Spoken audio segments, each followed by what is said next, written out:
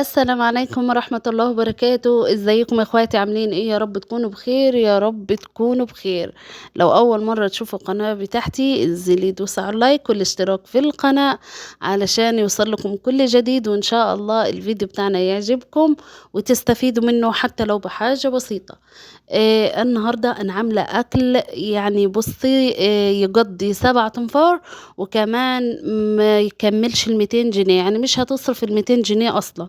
فانا هنا ايه يا ترى انا عامله ايه؟ انا هنا عامله 2 كيلو من الهياكل، وكمان جبت ب10 جنيه ملوخيه، وعملت لي حله حلوه ومحترمه كمان، وجبت ب20 جنيه مكرونه صلي سباكيتي على محمد. عليه الصلاة والسلام، وجبت كمان ب20 جنيه الطماطم، وكمان الطماطم كانت زايدة معايا فأنا شلت منها شوية كمان. انت ممكن تجيبي أقل، أنا بكلمك في الوقت الحالي اللي نزل فيه الفيديو، الأسعار دي اللي نزل فيها الفيديو. فانا هنا جبت الهياكل وغسلتها كويس خالص خالص.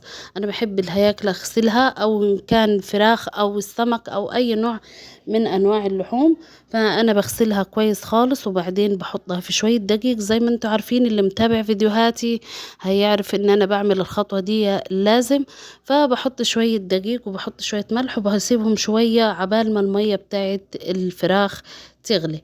فأنا عندي هنا كان في البيت، يعني عندي هنا 3 4 بصلات وخرطتهم كويس خالص وبشرتهم بالمبشرة. طبعا انت حضرتك لو عندك كبة هتعمليهم على الكبة، لو ما فيش بسكينة، لو ما فيش برضو ممكن تعمليها زي ما انا بعملها كده في المبشرة. فانا هنا حطيتهم كده، رفعتهم على النار، وحطيت حلة كمان للمكرونة علشان خاطر نسلقها كويس. وهنا الفراخ عندي طبعا المية غلت، فانا بديها طبعا غسلة تاني وبنضفها من الدقيق، وطبعا بحط شوية ملح معاهم، فبغسلها كويس خالص علشان احطها في المية اللي غلت. طبعا هتشوفوا دلوقتي الشوربة بتاعتها لا بتطلع ريمة ولا بتطلع اي حاجة. ليه؟ لان الدقيق بسم الله ما شاء الله بينهي على اي حاجة، اي حاجة زفارة، اي حاجة بتطلع من الفراخ. يعني بصي ما شاء الله الدقيق ده سحر كمان. لو حاجة بسم الله ما شاء الله، يعني بسم الله ما شاء الله بتنظف نظافة ما فيش من بعد كده تاني. طبعا هنا حطينا الهياكل بتاعتنا والجوانح على النار، وهنا المية بتاعتي غلت، فانا هنا هكسر المكرونة وهحطها في المية. طبعا انا ما بحطهاش، برميها مرة واحدة علشان لو رمتيها مرة واحدة فالمكرونة بتتلزق في بعضيها. فانا كده بحاول ايه، آآ آآ انكش كده المكرونة زي ما بيقولوا كده عشان خاطر ما تلزقش ابدا في بعضيها. وبحط لها شوية ملح في المية، ما بحطش زيت خالص، مش بحط زيت خالص، وبسيبها على النار ومش بخليها تطول. ليه؟ لان بعد كده المكرونه ما عايزاش تسلق سلق كامل، بتحسيها كده خلاص داخله على سوا، فبنرفعها على طول من على النار. لو خلتيها استوت خالص من اول للاخر في الميه بتاعتها هتتعجن معاكي، حتى لو بيتت معاكي في التلاجة ما بتبقاش حلوة لما بتيجي تسخنيها تاني، فبتلقيها اتعجنت. فانا هنا برفعها من قبل ما تستوي كده بحاجة بسيطة، يعني يكون خلاص فاضل لها دقيقتين كده ولا حاجة، وبعدين بشيلها من على النار على طول. هتديك نتيجة حلوة خالص خالص، لان في ناس بتشتكي ان المكرونة بتتعجن معاهم. انا هنا بصوا انا بغسلها لازم اول ما بتطلع على طول، بغسلها على طول تحت المية الساقعة، يعني تحت المية بتاعت الحنفية علشان ما تلزقش معانا، وفي نفس الوقت ايه ما يعني ما تستويش اكتر. فانا بلحقها بالمية علشان خاطر ما تستويش تاني سوا زيادة. شايفين هنا الشوربة عندي بسم الله ما شاء الله اللهم بارك. طبعا انا رميت فلفل سبايسي اللي هو الفلفل الحراق، وبعدين رميت بصلة في المية برضو علشان بحسها بتدي طعم للفراخ. ولو عندك مرقة ولا حاجة حطيها. هنا البصلة بتاعتي اتحمرت ورميت في قلبها حتة توم، وبعدين بنزل بالصلصة بتاعتي، وبنزل بالملح واي بهارات عندي بحطها، وبنزل بسنة سكر، وبنزل ب2 مرقة دجاج، وممكن بالغنى عنهم تشيليهم خالص لو الناس ما بتحبهاش يعني. عندي هنا السبع بهارات برضو حطيتها، وحطيت سنة الملح وقلبتها كويس وسبتها عبال ما تستوي. عندي هنا الفراخ خلاص، الفراخ راح ارفعها من على النار علشان هي استوت، لان ما بتاخدش وقت زي ما احنا عارفين الفراخ ما بتاخدش وقت، وبالذات الهياكل ما بتاخدش وقت بالذات، يعني لان الفراخ فيها لما يكون فيها الصدور فبتاخد زيادة في الطياب يعني.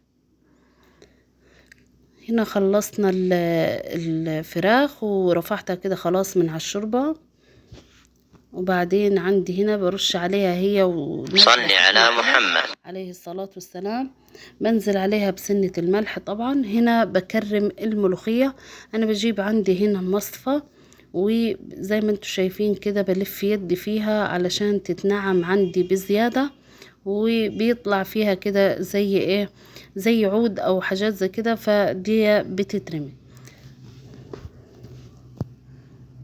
هنا عملت الكمية كلها، عملت معايا حلة بسم الله ما شاء الله كبيرة، يعني انا المفروض هنا كان عملت حوالي ب5 جنيه كان هيبقى معايا تمام التمام، بس انا هنا عملت ب10، فالحلة عندي هنا زادت وقضت، ويمكن خدت معايا اكتر من يومين، اكتر من يومين. عندي هنا نزلت على الشوربة السخنة، عندي نزلت عليها بالملوخية. الملوخية دايما علشان خاطر تربط معاك وتطلع كويسة، وما زي ما بيقولوا ما تفصلش، تبقى الشوربة وحديها والملوخية وحديها، فلازم تنزليها على الشوربة تكون سخنة، وتحاولي تظبط يدك في مقدار الملوخية، ما تبقاش قليلة، تبقى الملوخية كويسة علشان خاطر تديكي القوام المظبوط. طبعا انا هنا حطيت تومة اللي هي نية من غير تحمير ولا حاجة، وحطيت هنا مرقة دجاج وقلبتها كويس خالص. طبعا معروف ان الملوخية والبامية الخضراء بيحب التومة تكون كتير، يعني كل ما تكتري تومة في الطشة بتاعتها كل ما هتاخدي معاها طعم كويس خالص وهيعجبك ان شاء الله. هنا حطينا التوم على النار، وهنا خلاص معايا الصلصة بسم الله ما شاء الله استبكت خالص. هنا طلعنا منها شوية، هرشتها على الأجنحة بتاعتي على الهياكل، ويعني لو تلاحظوا ان انا طلعت صلصة بسم الله ما شاء الله في الصينية بتاعتي الهياكل كتير، يعني حطيت عليها كتير، يعني انا لو قللت من الطماطم برضو هتبقى معايا كويسة. ولو شايفين اهو الطماطم طلعت منها طبق كبير، وعلشان خاطر المصداقية برضو انا حطيت منهم تاني علشان خاطر ايه، حسيت المكرونة بسم الله ما شاء الله كميتها كتيرة، فاضطريت ان انا احط تاني الصلصة. شايفين الجمال، يعني بسم الله ما شاء الله المكرونة بتاعتي بسم الله ما شاء الله، يعني زي ما انتم شايفين حاجة والله حلوة خالص. يعني اهم حاجة ان المكرونة كمان تطلع معاكي قوامها كويس وحلوة وجميلة وطعمها جميل، لازم تسبكي لها الصلصة كويس. الصلصة لو متسبكة كويس اعرف انها تاخدي طعم مكرونة روعة، لو الصلصة مش متسبكة كويس المكرونة مش هتبقى حلوة.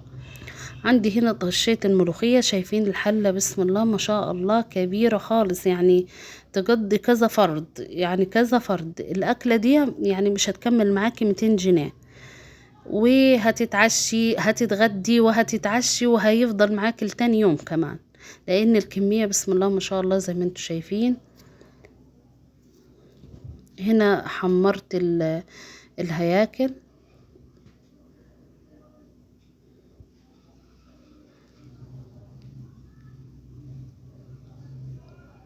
كمان الفراخ لما تحطيها في الصلصة وتتبليها في الصلصة بتدي طعم ولون، كمان لما بتحمريها بتدي معاكي لون جميل خالص.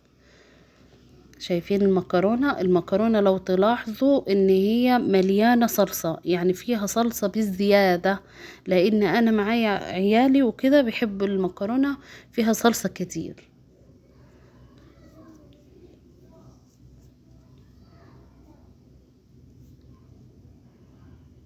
هنا حمرت الهياكل خلاص، طبعا عملت نص الكمية، شايفين بسم الله ما شاء الله. عملت نص الكمية وخليت نص الكمية تاني، يعني ممكن هتتغدي وهتتعشي من الاكل ده، وهيفضل معاكي تاني مكرونة وملوخية لتاني يوم.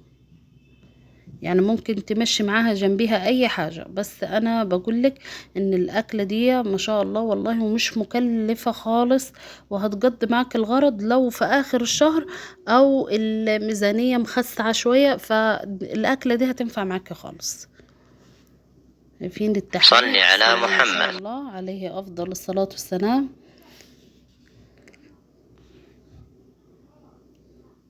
هنا خلاص عملنا نص الكمية بتاعتنا وخلينا كتير، يعني ما شاء الله اللي فضل كتير كمان. هنا نغرف المكرونة بسم الله ما شاء الله، شكلها تحفة وطعمها حكاية، والله طلعت روعة. هنا خلاص خلصنا الاكل بتاعنا كده. انا هنا حمرت الهياكل وعملت هنا المكرونة بالصلصة زي ما انتم شايفين، الصلصة بتاعتها اللهم صل على النبي اللهم بارك. وعندي هنا الملوخية، وكمان انا بحب اعمل تكاية كده، بجيب شوية صلصة واحط فيهم شوية شطة وبخليهم كده على جنب، اللي عايز ياكل مكرونة بالشطة. يعني ما بحبش احط الشطة ناشفة كده فوق المكرونة، لا بعملها زي الصلصة كده، زي الشطة في الصلصة يعني. زي كده خدت شوية صلصة وبحط عليهم شوية الشطة وشوية زيت، وبخليهم كده اللي عايز ايه يقلب بالمكرونة كده. حبايبي وصلنا لنهاية الفيديو، يا رب الفيديو يكون عجبكم وتكونوا استفدتوا منه، حتى لو بحاجة بسيطة. ما تنسنيش باللايك والاشتراك في القناة علشان يوصلك كل جديد. والسلام عليكم ورحمة الله وبركاته.